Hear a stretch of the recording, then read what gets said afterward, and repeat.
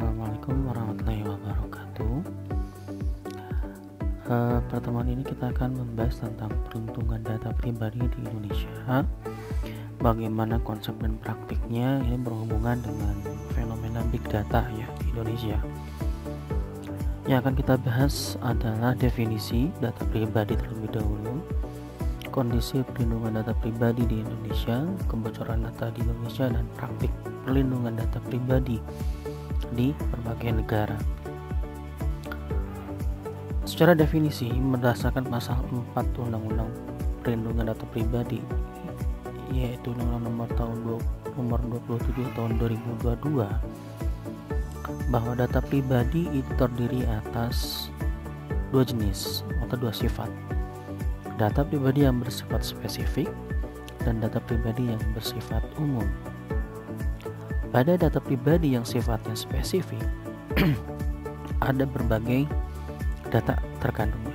Pertama adalah data dan informasi kesehatan, data biometrik, data genetika, catatan kejahatan, data anak, data keuangan pribadi, dan atau data lainnya sesuai dengan ketentuan peraturan perundang-undangan.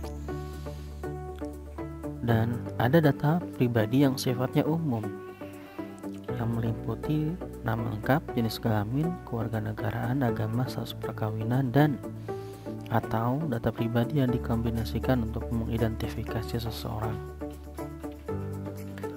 Pada Undang-Undang PDP ini, data pribadi yang sifatnya spesifik ini perlu dilindungi secara baik, ya, dengan baik. Sedangkan data pribadi yang sifatnya umum ini bisa bersifat publik ataupun tidak, tergantung dari pengendali data pribadi, termasuk subjek data pribadi, ya. Jadi di dalam Undang-Undang PDP pada pasal 1 disebutkan bahwa ada beberapa pihak di dalam perlindungan data pribadi. Pertama adalah pengendali data pribadi, ya. Pengendali data pribadi itu adalah pihak yang menentukan tujuan dan melakukan kendali pemrosesan data pribadi. Siapakah dia?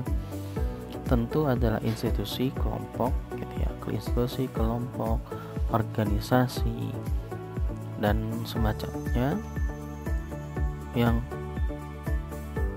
berkenaan dengan regulasi, ya, berkenaan dengan regulasi. Jadi nanti data mana saja yang boleh, data mana yang tidak, gitu ya, itu ditetapkan oleh pengendali data pribadi. Kemudian ada prosesor data pribadi, yaitu pihak yang melakukan pemrosesan data pribadi atas nama pengendali data pribadi. Prosesor data pribadi ini bisa dalam bentuk kelompok, institusi ataupun organisasi atau perusahaan dan lain sebagainya.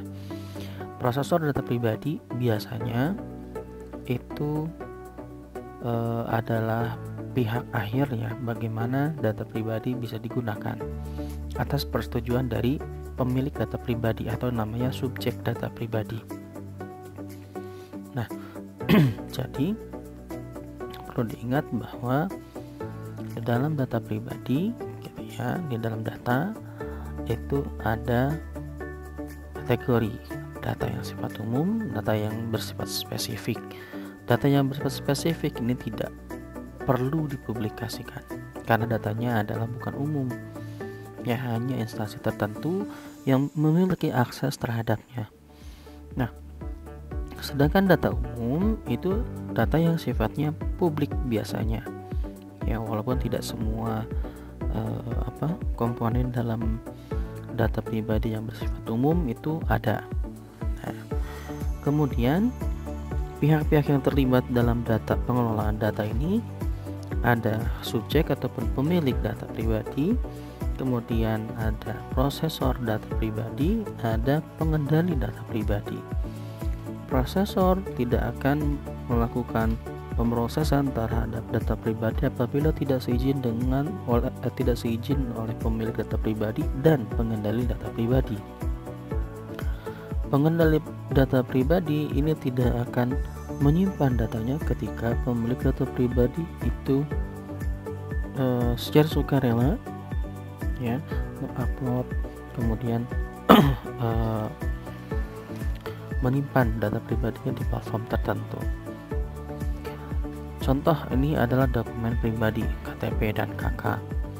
Dokumen pribadi yang paling sering dijadikan syarat ya untuk prosesor data pribadi adalah eKTP dan kartu keluarga. Keduanya ada data yang bersifat umum dan ada yang bersifat spesifik. Data yang bersifat umum itu biasanya ada di KTP gitu ya. Tapi yang spesifik itu ada NIK. Nah, ada NIK. Nah, di kartu keluarga juga demikian, ada yang spesifik dan ada yang umum.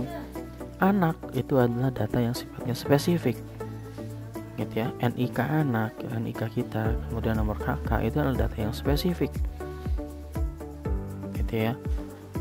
Nah, nomor paspor dan kalau misalkan ada di input nomor paspor, gitu ya. Nah, itu adalah data yang spesifik. Ingat bahwa dokumen pribadi ini sering kali bocor, sering kali bocor. Nah, contoh ini adalah praktik yang dilakukan oleh pengendali data pribadi. Ini kita bisa lihat ada user bisa langsung menyiapkan data lengkap foto selfie dengan KTP ya. Ini jadi pengendali data pribadi juga bisa menyimpan data pribadi yang sifatnya spesifik maupun umum, gitu ya.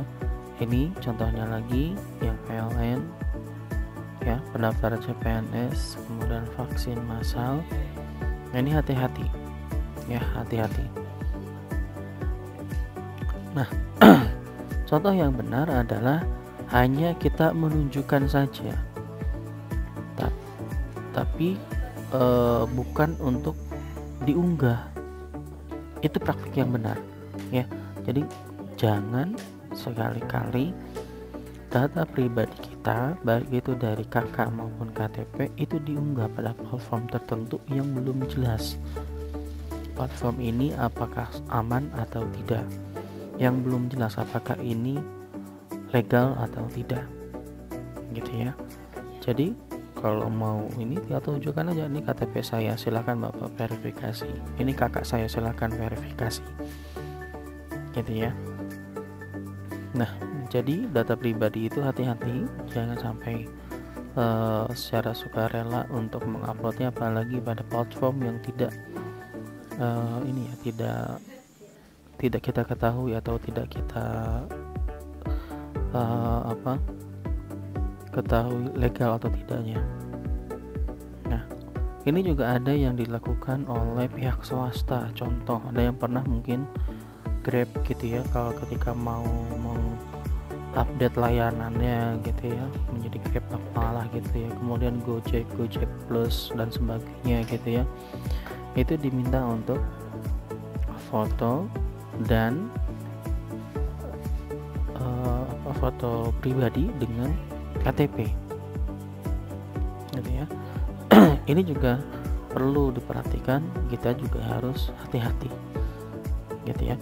Nah, dalam undang-undang PDP ini juga diatur bahwa pemroses data pribadi juga dikenakan hukum dan mewajibkan pemroses data pribadi ini untuk melindungi data nasabah dan data konsumen itu sebaik-baiknya. Jika tidak, maka akan ada sanksi yang diberikan oleh pengendali data pribadi kepada pemroses data pribadi, gitu ya. Nah, ketika platform ataupun aplikasinya itu bocor ya, terutama pada platform aplikasi pinjol misalkan ya, ada oknum-oknum yang tertentu yang memiliki niat jahatan, akhirnya data pribadi kita bisa bocor. Walaupun memang itu adalah umum sifatnya, tapi dengan modal data pribadi yang sifatnya umum ya, dipakai oleh orang lain untuk modus kejahatan tertentu, itu mereka bisa memakai identitas kita seolah-olah kita yang melakukan, padahal tidak, gitu ya. Nah, ini perlu menjadi perhatian kita, gitu ya, bahwa data pribadi walaupun ada data umum dan data spesifik, data pribadi harus mendapatkan perlindungan secara hukum. Bagi pemroses data pribadi itu dikenakan hukum, itu artinya ada hukum yang berlaku. Bagi pengendali data pribadi itu membuat aturan, ya, membuat sebuah sistem pengawasan. Dan bagi pemilik data pribadi atau subjek data pribadi itu juga dikenakan hukum bahwa tidak boleh sembarangan untuk mempublikasikan data pribadi. Ini ada informasi gitu ya, berkaitan dengan kasus jual beli selfie, ya, foto selfie pegang KTP, baik itu di Facebook, baik itu di Twitter, platform X maksud saya, dan seterusnya. Nah, kita beralih ke kebocoran data. Ini tahun 2022 gitu ya, 2023 gitu, saya lupa, berkaitan dengan kebocoran data 2020 ya, 2020 kebocoran data dari Tokopedia gitu. Di 2020 itu 15 juta.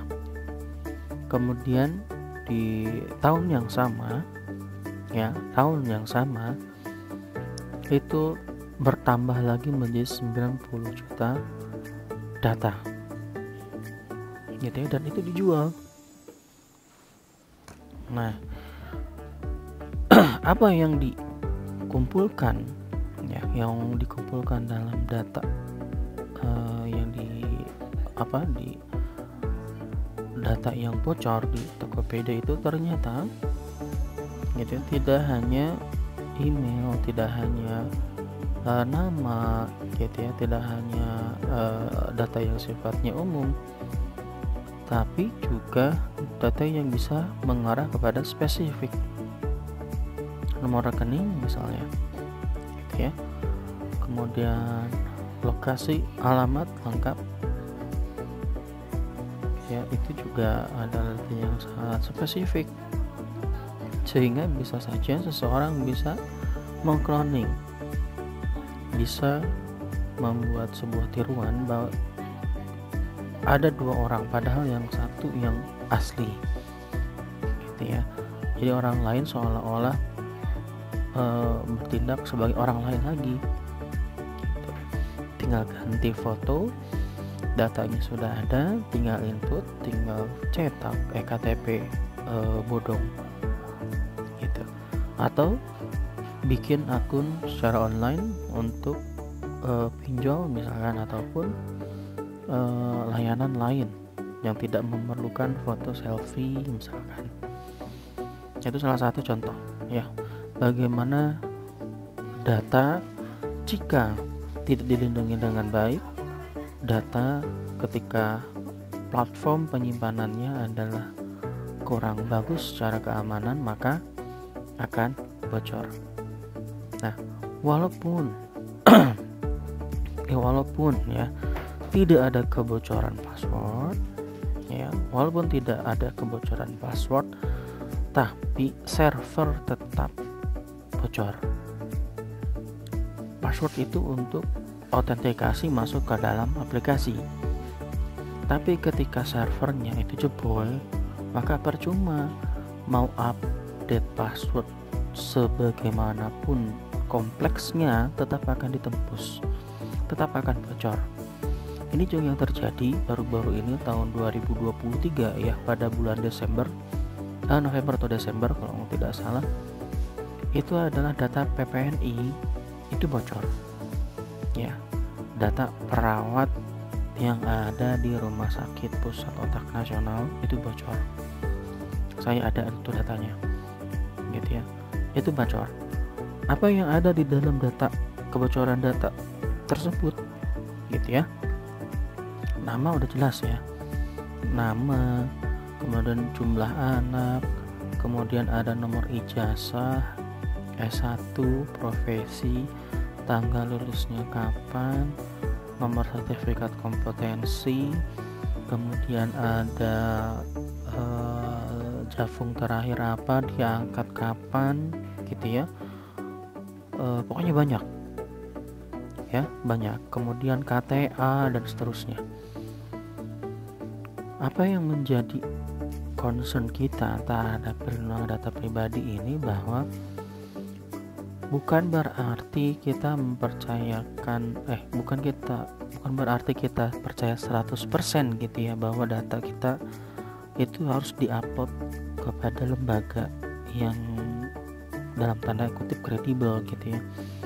Artinya bukan serta-merta kita harus upload 100%, tapi kita juga harus memahami bahwa sistem itu tidak ada yang aman. Ya, sistem tidak ada yang aman, apalagi sudah digitalisasi kayak gini tuh nggak ada yang aman sama sekali gitu ya. Apalagi pengembang sistemnya itu adalah bukan orang yang paham bagian IT ya, artinya dia otodidak gitu. Nah, itu akan repot gitu ya. Dengan demikian, bahwa data pribadi ini perlu diupayakan perlindungannya. User juga harus paham mana platform ataupun mana aplikasi yang aman, mana yang tidak. Dan kita harus juga ketahui, kita harus tahu juga, kita harus mengetahui tujuannya mereka, kita si prosesor data pribadi ini mengumpulkan data kita itu untuk apa gitu ya. Jadi jangan serta-merta kita percaya aja, kumpulin ini dong, kumpulin itu dong, tanggal segini harus dikumpulin gitu ya. Nah, tapi ternyata kita nggak tahu data itu untuk apa kepentingannya, apakah hanya untuk database atau seperti apa. Kalau database tinggal konfirmasi saja ketika nanti ditanyakan gitu kan, mudahnya seperti itu. Jadi kalau misalkan untuk kepentingan database, dokumennya saja, nggak usah secara diinput secara manual oleh si pemilik data pribadi. Ini yang patut kita perhatikan ya. Nah, ini adalah salah satu bagaimana data yang leaks atau data yang sistem yang sudah di breach ini ditembus, datanya juga didapatkan, banyak fieldnya ya, banyak banyak kolom ataupun atribut variabelnya. Ini lumayan cukup lengkap gitu ya. Kalau yang PPN itu ada banyak ya variabelnya, tapi tidak bisa saya sampaikan gitu ya. Dan ini banyak ide ya, pemanfaatan data yang bocor itu banyak banget ya, ini banyak banget gitu ya. Bisa dilihat di sini gitu ya, bisa digunakan untuk pembuatan ektp, bisa digunakan untuk penipuan via telepon gitu ya, bisa dibuat untuk ransomware, bisa digunakan untuk menghack password m-banking dan seterusnya. Karena data pribadi kita udah bocor. Dengan teknologi AI gitu ya, data yang sudah bocor itu nanti si komputer itu akan mengidentifikasi kira-kira password apa yang mungkin ya yang digunakan untuk aplikasi ya oleh kita gitu, maksudnya banyak lah gitu ya. Ini juga berkaitan dengan data data kependudukan ya. Ini situsnya adalah Breach ya. Ini si Codes ini dia paling sering mempublikasikan data Indonesia gitu ya.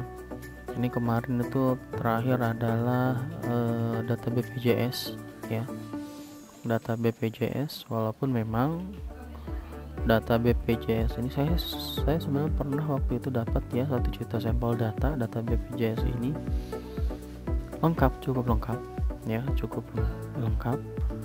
Tapi katanya ada klaim bahwa sampel tersebut itu adalah yang sudah meninggal katanya. Saya nggak tahu benar apa tidak gitu ya, saya juga nggak ngecek ya, tapi saya pernah punya gitu ya data tersebut. Nah yang bisa dimanfaatkan dari data pribadi yang bocor adalah seolah-olah orang lain memanfaatkan data kita untuk melakukan transaksi fiktif ya, menjadi seller fiktif.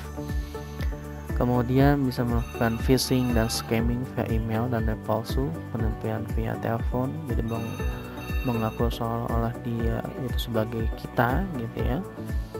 Kemudian membajak akun media sosial dan akun-akun yang lain dan melakukan pinjaman online. Ini yang paling buruk gitu ya, pinjaman online. Ini paling sering terjadi. Nah, pada 2020 sampai 2022 itu Interpol mengingatkan bahwa banyak ancaman malware ketika corona gitu ya. Ada banyak cyber threat ya, ancaman-ancaman cyber karena berkaitan dengan corona, mulai dari phishing gitu ya, kemudian dari akses terhadap beberapa platform ya yang mengumpulkan pasien-pasien COVID, termasuk salah satunya adalah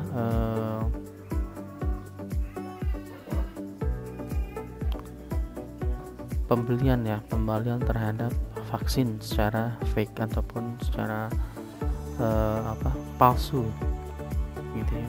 Dan ini ya sangat menguntungkan. Artinya ketika data itu bocor, maka data itu bisa diperjualbelikan dengan nominal tertentu dan diperuntukkan untuk kepentingan tertentu.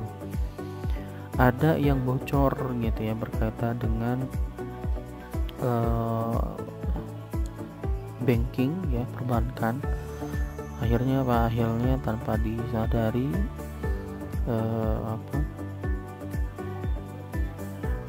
nominal jumlah yang ada di rekening itu disebut habis gitu ya.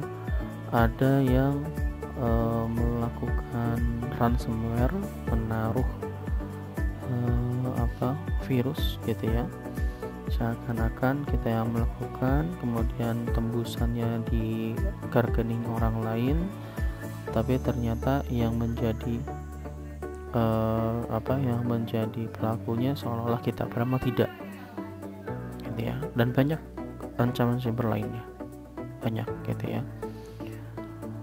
Nah, ancaman cyber ini tidak hanya per individu ya, tapi dia lebih ke menyerang ekosistem bisnis gitu ya. Kenapa?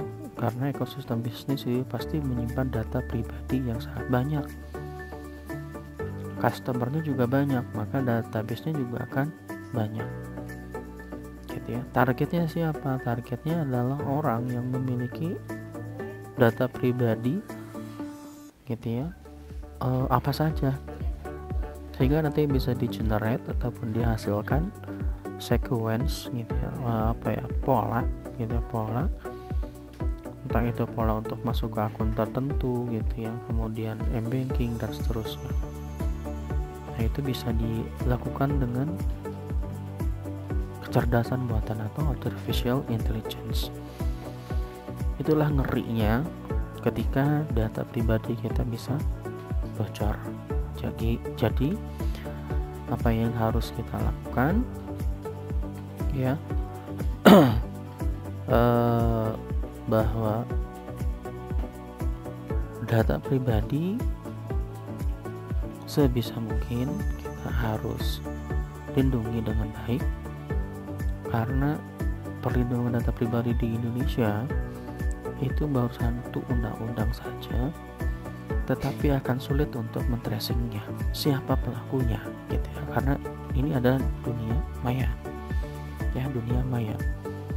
Kemudian data pribadi ini akan sulit dilindungi sepanjang masyarakatnya itu tidak aware terhadap kebocoran data.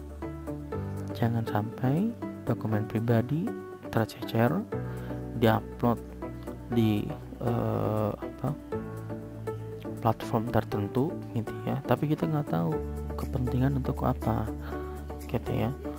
Kemudian kita juga nggak tahu kalau misalkan server bisa saja dihack gitu ya, kita juga pasti tidak akan tahu gitu ya kapan itu dihack ya, kapan disebar luaskan, kapan dijualnya, dengan nominal berapa.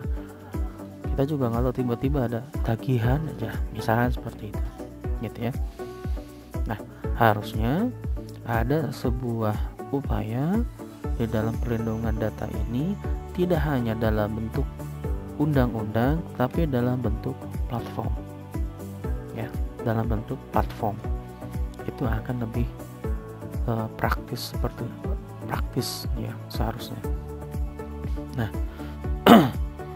ketika terjadi kebocoran data, ingat tidak ada tuntutan kepada prosesor untuk mengingatkan kepada semua klien tentang kemungkinan pemanfaatan data yang bocor. Tidak ada notifikasi bahwa password atau loginnya aman, nggak ada kan gitu ya. Gitu ya, mau kasus 1, 2, 3, 4 ya sah-sah saja gitu kan ya. Kalau di luar negeri, kalau misalkan ataupun kita, khususnya saya biasanya kalau mendevelop sebuah sistem itu ada password indikator, apakah passwordnya itu kuat atau tidak gitu, aman atau tidak gitu, biasa seperti itu ya. Jadi perlu diperhatikan bahwa prosesor ataupun perusahaan yang mengelola data pribadi itu tidak akan menyampaikan kepada kita, kepada klien, bahwa password atau loginnya itu aman. Nggak ada notifikasi, tahu-tahu data kita bocor aja gitu ya. Nah, kemudian negara juga dalam hal ini belum bisa menghadirkan perannya dalam melindungi data pribadi ini, walaupun baru satu gitu ya, dalam undang-undang PDP ini nomor 27 tahun 2022 baru satu undang-undang saja gitu ya, baru satu undang, tapi belum ada sistem yang real di mana data pribadi ini bisa terlindungi. Kalau di negara lain gitu ya, kalau di negara lain mereka selain menggunakan undang-undang, mereka juga menggunakan yang namanya GDPR ya, GDPR, prinsip GDPR, yaitu GDPR itu adalah General Data Protection Regulation gitu ya. Jadi GDPR itu harus transparan, membatasi data yang akan dikumpulkan, kemudian membatasi kapan penyimpanan data. Jadi kalau misalkan nih, setelah datanya 5 tahun misalkan, apakah ada update atau tidak? Kalau ada updatean silahkan diperbaiki, kalau tidak nanti akan ada opsi apakah kepesertaan ini akan di-terminate atau tidak gitu ya. Kemudian data juga harus akurat, kemudian penyimpanan data juga ada di limit ya. Kalau di luar negeri, jadi servernya itu akan langsung mendelete dalam kurun waktu tertentu. Kemudian integritas dan kerahasiaan dari servernya juga dijamin sangat-sangat aman karena menggunakan enkripsi, 2 faktor authentication, kemudian servernya juga berlapis keamanannya gitu ya. Dan user juga diberikan log trails gitu ya, ataupun catatan gitu ya, akun kita diakses kapan, di mana, jam berapa gitu ya, menunya yang diakses apa saja. Nah itu perlu ya, kalau di luar negeri itu sudah ada gitu ya, kalau di luar negeri itu sudah ada, jadi mereka sudah menggunakan GDPR ini. Nah GDPR itu tentu ada sanksi bagi siapapun yang melanggar GDPR ini ya. Negara-negara di ini Uni Eropa ya paling banyak itu akan dikenakan denda gitu ya. Nah ini bisa dilihat gitu ya, ini ada controller atau prosesor Amazon, Google aja didenda coy gitu ya. Kenapa? Karena ada insufficient legal basis for data processing di sini ya. H&M, Tim, British Airways gitu ya, Marriott International Incorporation, Amazon dan seterusnya gitu ya. Kenapa? Ini si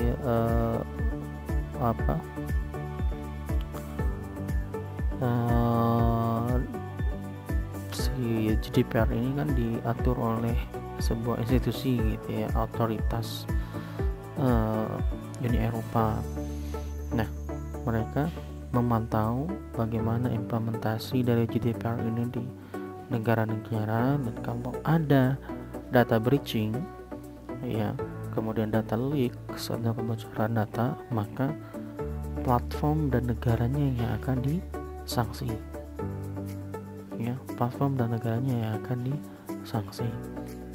Kemudian mereka juga akan melakukan mitigasi ketika datanya bocor, apa yang akan dilakukan, apa yang harus dilakukan gitu ya. Itu sampai segitunya kalau di luar negeri. Nah di Belanda itu ada yang namanya single sign on ya, digit ya, digit. Kemudian ada jadi New Zealand juga sama ya mekanismenya. Nah apa yang masuk dari digit ini ya. Nah jadi semua data pribadi itu dikumpulkan dalam sebuah konsorsium ya, Siemens dan Digidentity, di bawahnya Kemdagri.